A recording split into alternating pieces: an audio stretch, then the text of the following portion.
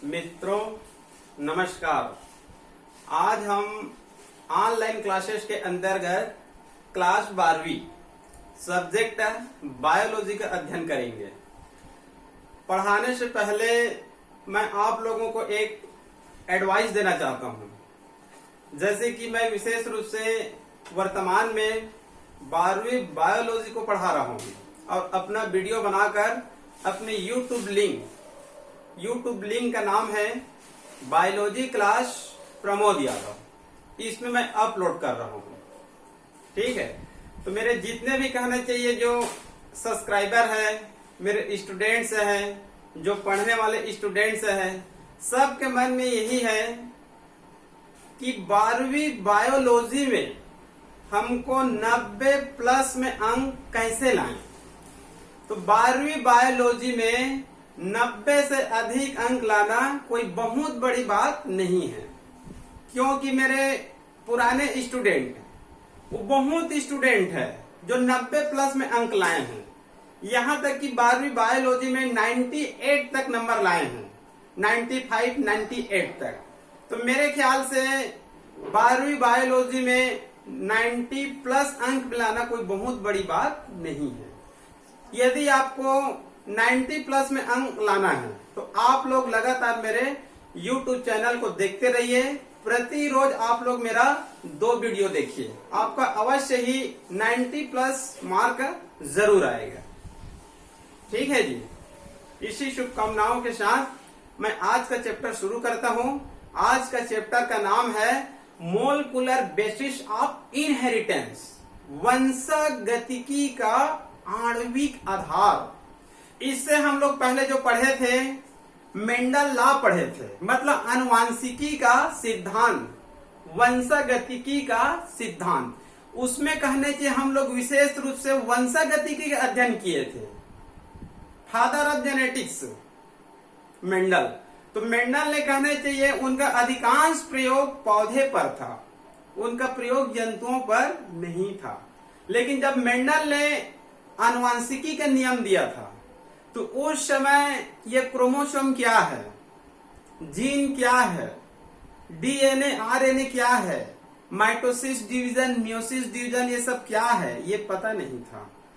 तो उन्होंने कहना चाहिए जीन को ही फैक्टर कारक नाम दिया था, लेकिन उसको ये पता नहीं था कि यही फैक्टर ये क्या है, जीन है।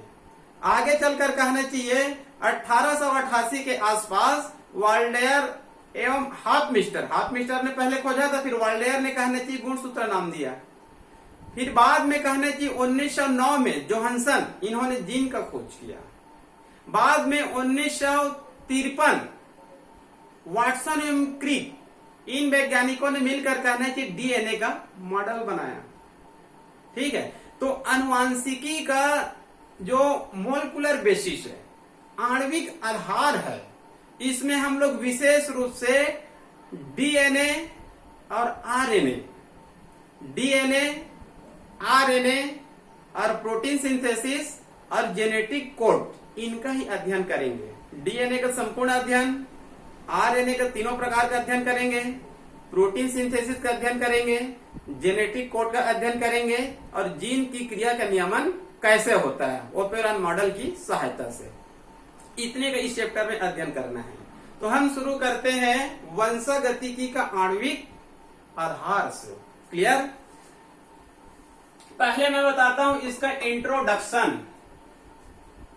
ठीक है, हमको पता है ये जो आनुवांशिक पदार्थ होते हैं, ये जो आनुवांशिक सूचना होते हैं, किसी भी जीव में एक पीढ़ी से दूसरे पीढ़ी से तीसरे पीढ़ी में किनकी सहायता से पहुंचती है? ये आनुवांशिक सूचना, ये आनुवांशिकी लक्षण हमको पहले से पता है, जीन के द्वारा पहुंचता है। और जीन एक प्रकार से क्या होता है? डीएनए होता है। डीएनए के एक भाग को ही हम लोग क्या बोलते हैं? जीन बोलते हैं। क्लियर? तो यहां पर कहना चाहिए डीएनए के लिए हम लोग न्यूक्लिक एसिड शब्द का प्रयोग करते हैं। न्यूक्लिक अम्ल कहने के हमारे शरीर में 2 प्रकार की होती है, एक होता है डीएनए और एक होता है आरएनए। तो जो आनुवांशिकी सूचना है एक पीढ़ी से दूसरे पीढ़ी में किनकी सहायता से जाती है? जीन या न्यूक्लिक एसिड की सहायता से। ये न्यूक्लिक एसिड क्या है? नया शब्द आ रहा है, इससे पहले हम लोग डीएनए पढ़ रहे थे। तो डीएनए ही क्या है? एक न्यूक्लिक एसिड है। ठीक है, एक बार नीट में इसको पूछा गया था न्यूक्लिक एसिड का खोज किसने किया? तो न्यूक्लिक एसिड का खोज मूलतः किसने किया है? फ्रेडरिक मिशर नामक साइंटिस्ट ने किया है। उन्होंने न्यूक्लिक एसिड की खोज एक मवाद कोशिका, एक पस सेल की केंद्रक से इसको पृथक किया था और इसको न्यूक्लिन नाम दिया था। फ्रेडरिक मिशर नामक साइंटिस्ट ने एक पस कोशिका की केंद्रक से इसको अलग किया था और इसका खोज भी किया था और इसको न्यूक्लिन नाम दिया गया। बाद में कहना चाहिए दूसरे वैज्ञानिक है एल्टमान। एल्टमान नामक साइंटिस्ट आए और इनकी अम्लीय प्रकृति को देखते हुए इसको न्यूक्लिक एसिड नाम दे दिया। बाद में लेवेन नामक साइंटिस्ट आए। लेवेन नामक साइंटिस्ट ने डीएनए मतलब न्यूक्लिक एसिड में पाए जाने वाले रासायनिक पदार्थों का अध्ययन किया और बताया कि ये किन किन रासायनिक पदार्थों से मिलकर बना होता है। तो किससे बना होता है? नाइट्रोजन बेस, डीऑक्सीराइबोस शर्करा और फास्फोरिक एसिड।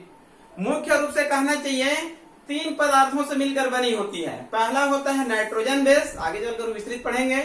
सेकंड होता है डीऑक्सीराइबोस शर्करा या राइबोस शर्करा और तीसरा होता है फास्फोरिक एसिड। ये किसने बताया था? लेवेन नामक साइंटिस्ट ने बताया था। क्लियर?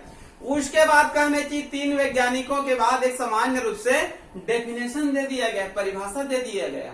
परिभाषा में यह बताया गया है न्यूक्लिक एसिड CHONP, C मतलब कार्बन, H मतलब हाइड्रोजन, O मतलब oxygen, CHONP nitrogen phosphorus, CHONP से मिलकर बना हुआ न्यूक्लियोटाइड का बहुलक है, पॉलीमर है और हमारे शरीर में आनुवांशिक पदार्थ के रूप में पाए जाते हैं और आनुवांशिक गुणों का नियंत्रण भी करते हैं। ये इसका क्या हो गया? डेफिनेशन हो गया। क्लियर? उसके बाद कहना चाहिए डीएनए एक आनुवांशिक पदार्थ है। डीएनए क्या है? एक आनुवांशिक पदार्थ है। आज से कहना चाहिए बहुत समय पहले से ही कहना चाहिए, प्राचीन काल से ही कहना चाहिए, लोगों के मन में एक जिज्ञासा रहा है कि वास्तव में कहना चाहिए जो एक पीढ़ी के बाद जब नई पीढ़ी आती है तो नई पीढ़ी अपने पेरेंट्स के समान ही दिखाई देते हैं, माता पिता के समान ही दिखाई देते हैं। मानव ही नहीं, आप कोई भी जीव में देख लीजिए, चाहे टाइगर में देख लीजिए, चाहे एलिफेंट में देख लीजिए, चाहे मंकी में देख लीजिए, चाहे फ्रॉग में देख लीजिए, कोई भी जंतु में। तो वैज्ञानिकों को कहने चाहिए आज से 2000 साल पहले ही अनुमान था कि वास्तव में सेक्सुअल रिप्रोडक्शन के समय, लैंगिक प्रजनन के समय कुछ न कुछ रासायनिक पदार्थ होते हैं जो एक पीढ़ी से दूसरे पीढ़ी में ले जाते हैं। यह तो बाद में बताया गया कि वह कौन सा पदार्थ हो सकता है जो डीएनए को या आनुवांशिक पदार्थ को एक पीढ़ी से दूसरे पीढ़ी में ले जाने का कार्य करता है। तो उस पदार्थ को बाद में बताया गया गेमेट। उस पदार्थ को क्या नाम दिया गया? गेमेट मतलब युग्मक। लेकिन युग्मक के बारे में कब पता चला? जब ग्रिफिथ नामक साइंटिस्ट ने 1928 में ग्रिफिथ नामक साइंटिस्ट ने 1928 में अपना प्रयोग किया, एक एक्सपेरिमेंट किया ट्रांसफॉर्मेशन बैक्टीरिया में। उसके बाद ही पता चल पाया इसके बारे में विस्तृत जानकारी कि गेमेट ही एक पदार्थ है जो आनुवांशिक पदार्थ को, डीएनए को एक पीढ़ी से दूसरे पीढ़ी में क्या कर सकता है? ले जा सकता है। क्लियर? आप लोगों को मैं जब ह्यूमन रिप्रोडक्शन पढ़ा रहा था, मानव जन्म पढ़ा रहा था, तो आप लोगों को इसको कई बार बताया था मैं, ठीक है, कि नर में नर युग्मक बनते हैं, मादा में मादा युग्मक बनते हैं। मतलब हर प्राणी में, उच्च प्राणी में एक मेल गेमेट बनते हैं और एक फीमेल गेमेट बनते हैं। जैसे कि उदाहरण ये है, मान लो मेल और ये क्या है? फीमेल। इसमें क्या बनेंगे? फीमेल गेमेट बनेंगे। इसमें क्या बनेंगे? मेल गेमेट बनेंगे। ये दोनों कहना चाहिए हैप्लॉइड सेल्स है, अगुणित कोशिका है। तो हमको पहले से पता है ये अगुणित कोशिका है, तो इसके अंदर केंद्रक पाई जाती है।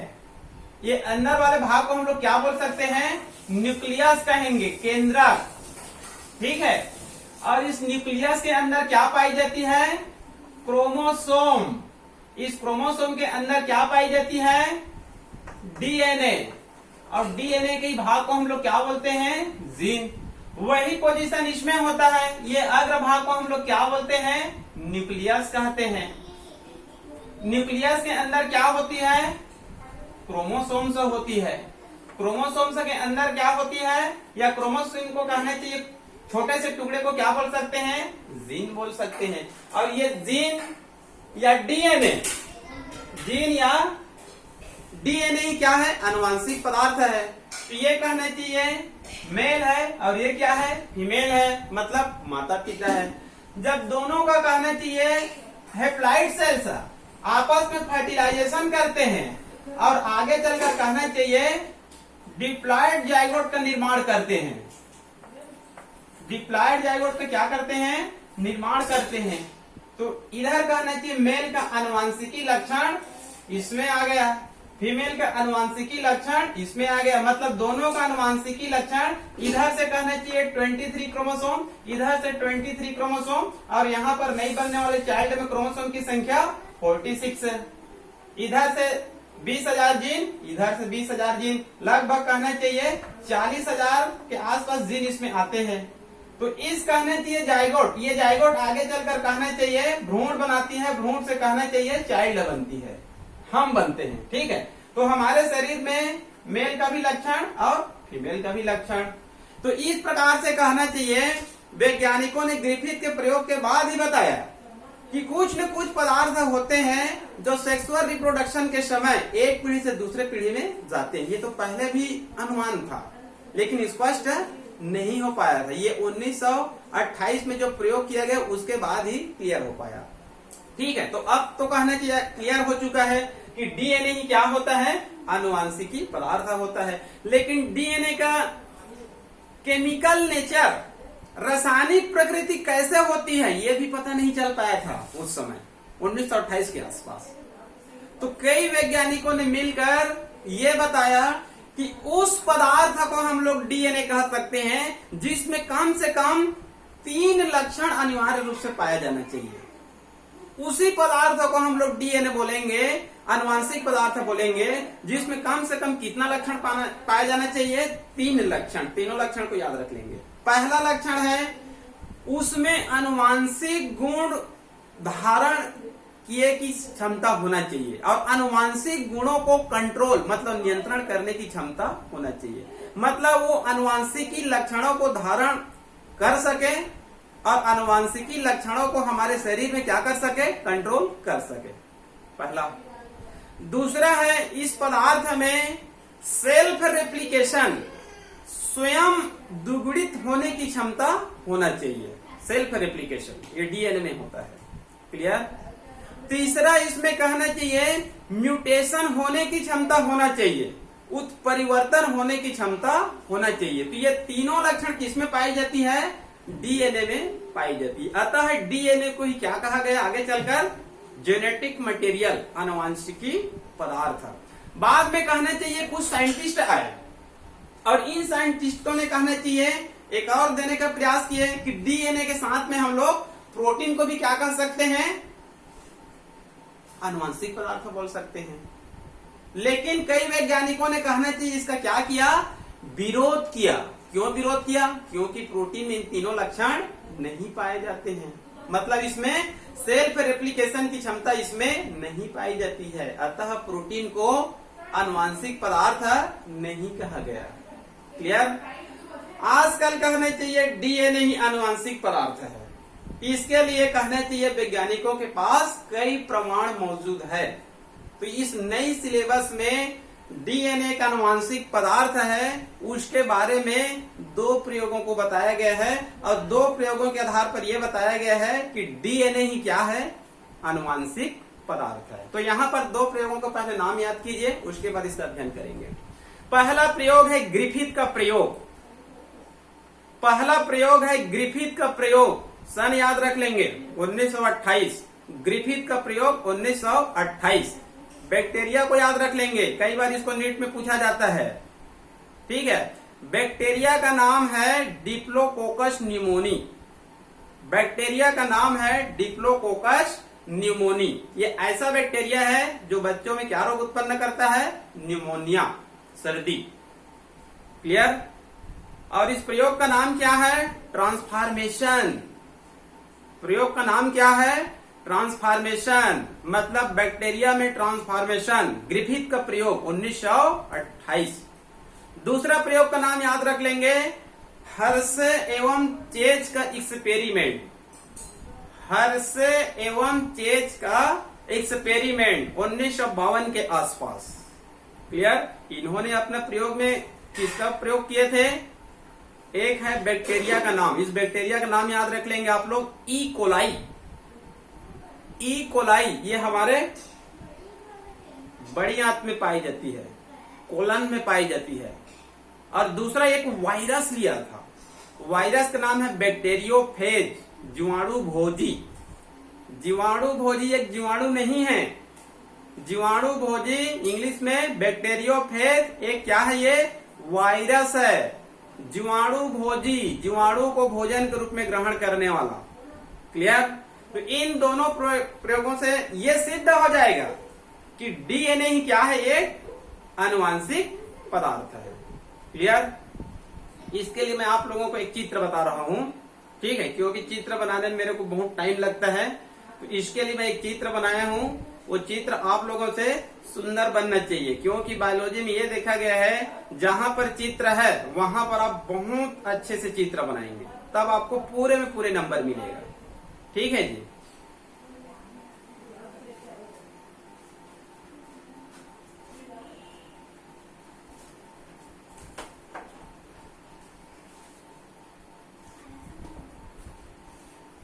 देखो ये चित्र दिख रहा है जी, ये चित्र दिख रहा है ना। देखो यहां पर मैं लिख दिया हूं एविडेंस फॉर डीएनए। डीएनए ये क्या है, आनुवांशिक पदार्थ है। इसका यहां पर कुछ प्रमाण बता रहा हूं मैं। ठीक है, मैं नहीं बता रहा हूं, जो साइंटिस्ट ने बताया उसको मैं बता रहा हूं। क्लियर। तो कहना चाहिए ग्रिफिथ का प्रयोग 1928। ठीक है। ट्रांसफॉर्मेशन, रूपांतरण, इसके बारे में आप लोग को थोड़ा सा बता देता हूं, कई बार इसको नीट में पूछा जाता है। जीवाणु के बारे में थोड़ा सा बता रहा हूं। जीवाणु कहना चाहिए सूक्ष्म जीवी होता है। पहले वैज्ञानिकों ने यह बताया था कि जीवाणु में सेक्सुअल रिप्रोडक्शन नहीं होता है, सेक्सुअल रिप्रोडक्शन नहीं होता है। बाद में कई वैज्ञानिक आए और ये बताए कि जीवाणु में सेक्सुअल रिप्रोडक्शन होता है, और एक विधि नहीं 3-4 विधि बताए। 3 विधि के नाम बता रहा हूं। पहला है ट्रांसफॉर्मेशन, रूपांतरण। पहला है ट्रांसफॉर्मेशन, रूपांतरण। सेकंड है ट्रांसडक्शन, और तीसरा है कंजुगेशन। ट्रांसफॉर्मेशन, ट्रांसडक्शन, कंजुगेशन, 3 को याद रख लेंगे नीट की दृष्टि से। क्लियर। जो ट्रांसफॉर्मेशन है, रूपांतरण है, इसका प्रयोग किया गया था डिप्लोकोकस न्यूमोनी नामक बैक्टीरिया पर। और इसका खोज किसने किया था, ग्रिफिथ एवं अन्य सहयोगी। इसका नाम बताऊंगा मैं आगे चलकर। ग्रिफिथ और 3 सहयोगी है। क्लियर। उसके बाद है दूसरा ट्रांसडक्शन। ट्रांसडक्शन का खोज वास्तव में लैडरबर्ग नामक साइंटिस्ट है और जिंडर नामक साइंटिस्ट है। लैडरबर्ग बहुत ही एक प्रसिद्ध वैज्ञानिक है आनुवंशिकी का। इन्होंने ट्रांसडक्शन का खोज किया था। लैडरबर्ग और उनके एक और साथ में वैज्ञानिक थे, जिंडर। तीसरा है कंजुगेशन। कंजुगेशन का भी खोज किसने किया था? लैडरबर्ग और टैटम। लैडरबर्ग और टैटम, ये वैज्ञानिकों ने इनका खोज किया था। कई बार इसको नीट में पूछा जाता है कि इनका खोज किसने किया, इनका खोज किसने किया। कई बार ये पूछा जाता है कंजुगेशन में जब प्रयोग किया गया तो किस जीव पर प्रयोग किया गया था? तो जनरली तौर पर कहना चाहिए पैरामीशियम में होता है। ट्रांसडक्शन सेकंड प्रकार, ये किसके ऊपर प्रयोग किया गया था? तो बैक्टीरियोफेज के ऊपर प्रयोग किया गया था। इसके बारे में अभी बताऊंगा मैं। ट्रांसफॉर्मेशन किसके ऊपर प्रयोग किया गया था? ये कहना चाहिए डिप्लोकोकस निमोनी नामक बैक्टीरिया पर प्रयोग किया गया था। क्लियर? अब आगे बढ़ते हैं। ट्रांसफॉर्मेशन ग्रिफिथ का कहना चाहिए प्रयोग। ठीक है, बैक्टीरिया याद रख लिए हम लोग। किस बैक्टीरिया का प्रयोग किए थे? डिप्लोकोकस निमोनी नामक बैक्टीरिया पर प्रयोग किए थे। क्लियर? तो ये ग्रिफिथ ने क्या किया, ये जो साइंटिस्ट है, ये ग्रिफिथ नामक साइंटिस्ट ने डिप्लोकोकस नामक कहना चाहिए बैक्टीरिया को लिया। डिप्लोकोकस नामक बैक्टीरिया को ले लिए और इस डिप्लोकोकस नामक बैक्टीरिया को दो कल्चर मीडिया, एक अलग कल्चर मीडिया और एक अलग कल्चर मीडिया। कल्चर मीडिया मतलब एक प्रकार से द्रव है, इसमें प्रयोग किया जाता है। कल्चर मीडिया आप लोग को पहले चैप्टर में बताया था, जीवों में जनन, reproduction in organism, micro propagation पढ़ाया हूं मैं, वहां पर इसके बारे में बताया था कल्चर मीडिया के बारे में। आगे चलकर चौथा यूनिट में और विस्तृत पढ़ेंगे इसके बारे में। क्लियर? तो डिप्लोकोकस निमोनिया एक बैक्टीरिया का नाम है जो बच्चों में निमोनिया रोग उत्पन्न करता है। निमोनिया रोग में पूरी कहने की बच्चों में कफ इधर कहने की पूरी से जम जाती है और बहुत ज्यादा सर्दी हो जाती है, सांस लेने में दिक्कत होती है। ये बैक्टीरिया से होने वाले रोग है निमोनिया, डिप्लोकोकस निमोनी। आजकल ये रोग कम होता है होने को। ठीक है, तो ग्रिफिथ नामक साइंटिस्ट ने डिप्लोकोकस निमोनी नामक बैक्टीरिया को लिया और दो कल्चर मीडिया लिए। कितने कल्चर मीडिया लिए? दो कल्चर मीडिया। एक डिप्लोकोकस निमोनी नामक बैक्टीरिया को इस कल्चर मीडिया में डाल दिए, एंट्री करा दिए, और दूसरे को कहना चाहिए इस कल्चर मीडिया में कहना चाहिए एंट्री करा दिए। क्लियर? तो दोनों कहने चाहिए इसमें वृद्धि करती है, दोनों इसमें क्या करती है? वृद्धि करती है। ठीक है, तो इसमें कहना चाहिए जो एंट्री कराते हैं वो बैक्टीरिया स्मूथ कॉलोनी बनाती है। कौन सा कॉलोनी बनाती है? चिकना कॉलोनी बनाती है, स्मूथ। और इस कल्चर मीडिया में जो बैक्टीरिया प्रवेश कराते हैं वो कहना चाहिए रफ कॉलोनी बनाती है। बैक्टीरिया एक ही है मान लो, हालांकि उसमें दो स्ट्रेन है। कितने स्ट्रेन है? दो स्ट्रेन है। ठीक है, इस डिप्लोकोकस निमोनी नामक बैक्टीरिया